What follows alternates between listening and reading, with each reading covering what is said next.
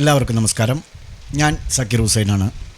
അങ്ങനെ 2 ദിവസത്തെ അവധിയൊക്കെ കഴിഞ്ഞ് നാളെ നമ്മൾ വീണ്ടും മാർക്കറ്റിലേക്ക് പ്രവേശിക്കാനിരിക്കുകയാണ്.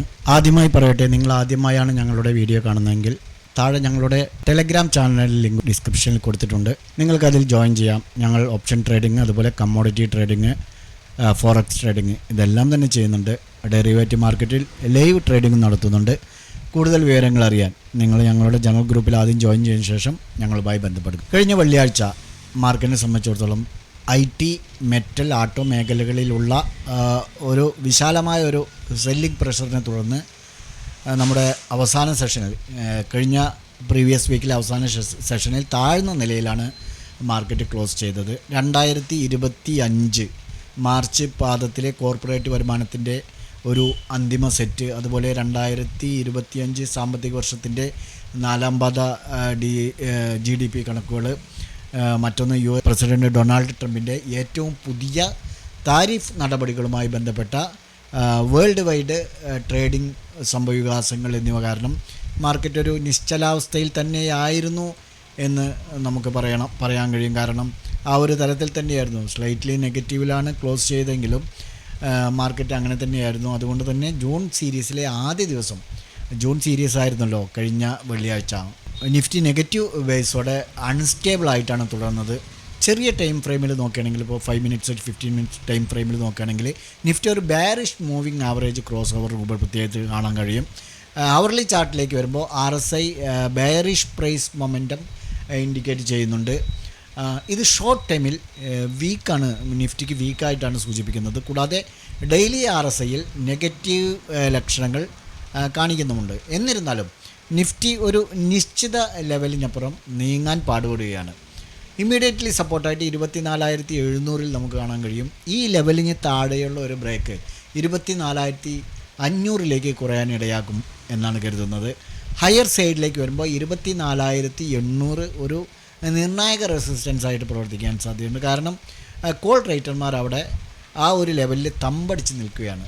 ഓക്കെ, US താരിഫുകൾ താൽക്കാലികമായിട്ട് പുനഃസ്ഥാപിച്ച് അപ്പീൽ കോടതി നിക്ഷേപകരെ മാറ്റി നിർത്താൻ പ്രേരിപ്പിച്ചതോടെ മാർക്കറ്റിൽ ഒരു പരിധിവരെയുള്ള മൂവിങ്ങും തുടങ്ങിയിട്ടുണ്ട് എന്ന് വേണം കരുതാനായിട്ട്. അതുപോലെ തന്നെ നമ്മുടെ രൂപയുടെ മൂല്യം കൂടിയിട്ടുണ്ട്. പ്രതീക്ഷിച്ചതിലും മികച്ച GDP കണക്ക് രൂപയുടെ മൂല്യത്തിൽ ഒരു കുത്തനെയുള്ള വർധനവിന് കാരണമായി എന്ന് പറയാം. വ്യാഴാഴ്ച 85.52 ക്ലോസ് ചെയ്ത്, അതിനുശേഷം ഡോളറിനെതിരെ ഒരു 6 പൈസ കുറഞ്ഞ് 85.36 വെള്ളിയാഴ്ച ക്ലോസ് ചെയ്തത്. വേൾഡ് വൈഡ് മാർക്കറ്റ് നമ്മളൊന്ന് കണ്ണോടിക്കുകയാണെങ്കിൽ ഇതുവരെ വേൾഡ് വൈഡിൽ മാർക്കറ്റിന് ഒരു സ്ഥിരത കൈവരിക്കുക, ഏത് ഭാഗത്തേക്കാണ് എന്നുള്ളത് ഒരു തീരുമാനിക്കാൻ കഴിഞ്ഞിട്ടില്ല എന്നുള്ളതാണ്. വേൾഡ് മാർക്കറ്റ് മൊത്തത്തിൽ മാക്രോ ഇക്കണോമിക്കിൻ്റെ ഒരു ആശങ്കകളുമായിട്ട് മുന്നോട്ട് പോകാനാണ് സാധ്യത എന്നാണ് കരുതുന്നത്. ഇത് കുറച്ച് കാലത്തേക്ക് ഷോർട്ട് ടൈമിൽ മാർക്കറ്റിനെ ഒരു കൺസോൾട്ടേഷനിലേക്ക് കൊണ്ടുപോയേക്കാം. അതേസമയം US-ലെ 10 ഇയേഴ്സ് ബോണ്ട് യീൽഡിലെ ചാഞ്ചാട്ടവും മികച്ച 4ാം പാദ GDP ഡാറ്റ പ്രതീക്ഷിക്കുന്നതും അതുപോലെ RBIയുടെ നിരക്ക് കുറയ്ക്കുന്നതും കാരണം FIers കണ്ടിന്യൂ ആയിട്ട് ബൈ സൈഡിൽ തന്നെയാണ് എന്നുള്ളതാണ് ഒരു സമാധാനം എന്ന് പറയുന്നത്. ഇപ്പോൾ കഴിഞ്ഞ ആഴ്ച വേൾഡ് മാർക്കറ്റ് നോക്കുകയാണെങ്കിൽ ഒരു മിക്സഡ് സെൻറ്റിമെൻ്റാണുള്ളത്. US മാർക്കറ്റ് നാസ്ഡാക്ക് നെഗറ്റീവിലാണ് വെള്ളിയാഴ്ച ക്ലോസ് ചെയ്തത്. അതുപോലെ ഡോ ജോൺസ് ഒരു ഫ്ലാറ്റ് ക്ലോസിംഗ് ആയിരുന്നു. യൂറോപ്യൻ മാർക്കറ്റ് ഒരു മിക്സഡ് സെൻറ്റിമെൻ്റ് ആയിരുന്നു. ഫ്രൈഡേ ടോട്ടലി വേൾഡ് മാർക്കറ്റ് നോക്കുകയാണെങ്കിൽ ഒരു മിക്സഡ് സെൻറ്റിമെൻ്റ് ആയിരുന്നു. US വിക്സ് 16.81 ക്രാഷ് ആയിട്ടുണ്ട്. 5% വെള്ളിയാഴ്ച ക്രാഷ് ആയിരിക്കുന്നത്. FIers-ൻ്റെ DIers-ൻ്റെ ഡാറ്റ നോക്കുകയാണെങ്കിൽ കഴിഞ്ഞ ആഴ്ച മുഴുവൻ ദിവസവും, അതായത് കഴിഞ്ഞ വെള്ളിയാഴ്ച FIers-ൻ്റെ ഒരു ദിവസത്തെ സെല്ലിംഗ് ഒഴിച്ച് ബാക്കി എല്ലാ ദിവസവും, DIers 5 ദിവസവും ബയ്യിങ്ങിലായിരുന്നു, FIers വെള്ളിയാഴ്ച ഒഴിച്ചുള്ള 4 ദിവസവും ബയ്യിങ്ങിലായിരുന്നു എന്നുള്ളതും നമുക്കൊരു പോസിറ്റീവ് ന്യൂസായിട്ടോ അല്ലെങ്കിൽ ഒരു പോസിറ്റീവ് വിഷയമായിട്ട് അടുത്ത ആഴ്ചയ്ക്ക് എടുക്കാൻ പറ്റും. ഇനി പ്രധാന ഇവൻറ്റുകൾ നോക്കുകയാണെങ്കിൽ നാളെ June 2 US manufacturing PMI data വരുന്നുണ്ട്. നമ്മുടെ ഇന്ത്യൻ സമയം വൈകുന്നേരം 7:15 അതുപോലെ രാവിലെ നമ്മുടെ ഇന്ത്യയുടെ PMI ഡാറ്റ വരുന്നുണ്ട് രാവിലെ 10:30. അത് കഴിഞ്ഞാൽ ജൂൺ 3-നാണ് ജൂൺ 3-ന് US-ൽ നിന്ന് ജോബ് ഓപ്പണിംഗ് ഡാറ്റ വരുന്നുണ്ട്. അതുപോലെ യൂറോ സോണിൽ നിന്ന് CPI ഡാറ്റ അന്ന് തന്നെ വരുന്നുണ്ട്. ഇനി ജൂൺ 4-ാം തീയതി ക്രൂഡ് ഇൻവെൻ്ററീസ് ഡാറ്റ വരുന്നുണ്ട് US-ൽ നിന്ന്. അത് രാത്രി 8 മണിക്കാണ്. അത് കഴിഞ്ഞാൽ 5-ാം തീയതി US-ൽ നിന്ന് ഇനീഷ്യൽ ജോബ്ലെസ് ക്ലൈമിംഗ് ഡാറ്റ വരുന്നുണ്ട്. അത് വൈകുന്നേരം 6 മണിക്കാണ്. അന്ന് മറ്റുള്ള രാഷ്ട്രങ്ങളിൽ നിന്നൊന്നും യാതൊരു ഇവൻറ്റ്സും ഇല്ല.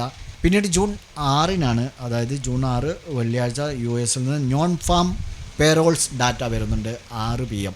ഓക്കെ, അന്ന് വൈകുന്നേരം അന്ന് രാവിലെ ഇന്ത്യയിൽ നിന്ന് ഇൻട്രസ്റ്റ് റേറ്റ് ഡാറ്റ വരുന്നുണ്ട് RBIയുടെ ഭാഗത്തു നിന്ന്. അത് നമ്മൾ പ്രത്യേകം ശ്രദ്ധിക്കേണ്ട ഒരു ഇവൻ്റാണ്. അപ്പോൾ അടുത്ത ആഴ്ചയ്ക്കുള്ള ഇവൻറ്റുകൾ ഇങ്ങനെയൊക്കെയാണ്. നമ്മൾ നിഫ്റ്റിയുടെ ചാർട്ടിലേക്ക് വരുമ്പോൾ കഴിഞ്ഞ വെള്ളിയാഴ്ച നിഫ്റ്റി 83 പോയിൻ്റ്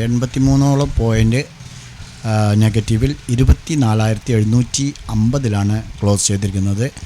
കേവലം 0.33% അന്ന് ഇടിഞ്ഞിട്ടുള്ളൂ. അതുപോലെ സെൻസെക്സ് നോക്കുകയാണെങ്കിൽ 182 പോയിൻ്റ് മാത്രമേ വെള്ളിയാഴ്ച നെഗറ്റീവിൽ ക്ലോസ് ചെയ്യേണ്ടി വന്നിട്ടുള്ളൂ. 81,451.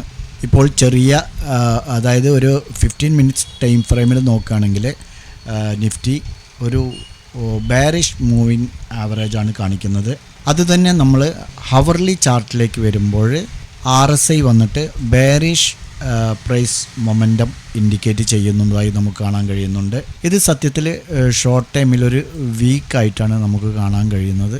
ഒരുപക്ഷെ 24,700 എന്നുള്ളത് ഒരു സ്ട്രോങ് സപ്പോർട്ടായിട്ട് ഇവിടെ നിൽക്കുന്നുണ്ട് എന്നുള്ളതാണ് പ്രത്യേകിച്ച് നമുക്കൊരു സമാധാനമായിട്ട് ഒരു പോസിറ്റീവായിട്ട് കാണാൻ കഴിയുന്നത്. എന്നാൽ അഥവാ ഇതിന് താഴേക്ക് വരികയാണെങ്കിൽ പിന്നെ സപ്പോർട്ടായിട്ട് നമുക്ക് ഈ ഒരു ഏരിയയിലുള്ളൂ. വ്യക്തമായിട്ട് നമുക്ക് 24,500 ലെവൽ കാണാൻ കഴിയുന്നുണ്ട്.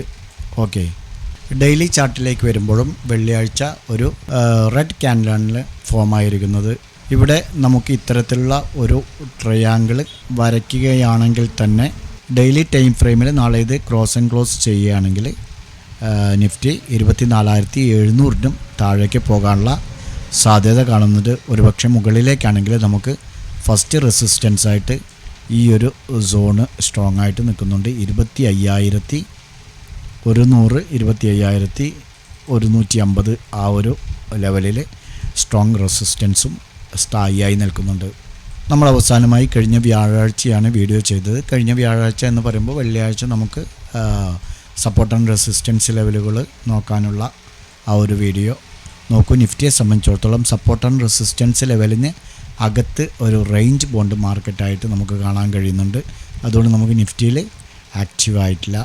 ബാങ്ക് നിഫ്റ്റി നോക്കുകയാണെങ്കിലും നോക്കൂ, സപ്പോർട്ട് ആൻഡ് റെസിസ്റ്റൻസിന് ആ ഒരു 2 ലൈനും നടുവിലൂടെ തന്നെയാണ് നിഫ്റ്റി ആൻഡ് ബാങ്ക് നിഫ്റ്റിയും വന്ന് ട്രേഡായിരിക്കുന്നത്. നമുക്കതിലും നമ്മുടെ ആക്റ്റീവായിട്ടില്ല.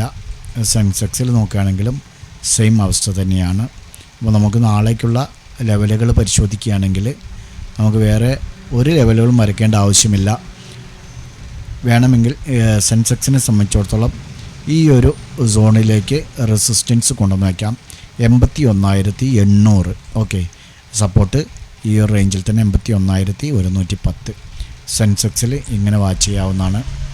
ബാങ്ക് നിഫ്റ്റിയിലേക്ക് വരുമ്പോൾ നമുക്ക് സപ്പോർട്ട് ആൻഡ് റെസിസ്റ്റൻസ് ലെവലുകൾ രണ്ടും ഒരു മാറ്റവും വരുത്തേണ്ടതില്ല. ഇനി സപ്പോർട്ട് വേണമെങ്കിൽ നമുക്ക് അല്പം മുകളിലേക്ക് കൊണ്ടുവന്ന് ഈ ഒരു സോണിൽ വയ്ക്കാവുന്നതാണ്. പക്ഷേ അത് നമുക്ക് അപകടം ചെയ്യും. വേണ്ട, നമുക്ക് നേരത്തെ പറഞ്ഞ സപ്പോർട്ട് തന്നെ 55,300. ഓക്കെ, നിഫ്റ്റിയിൽ നോക്കുകയാണെങ്കിലും നമുക്ക് റെസിസ്റ്റൻസ് ആയിട്ട് ഈ ഒരു റേഞ്ചിൽ വാച്ച് ചെയ്യുന്നത് തന്നെയായിരിക്കും നല്ലത്.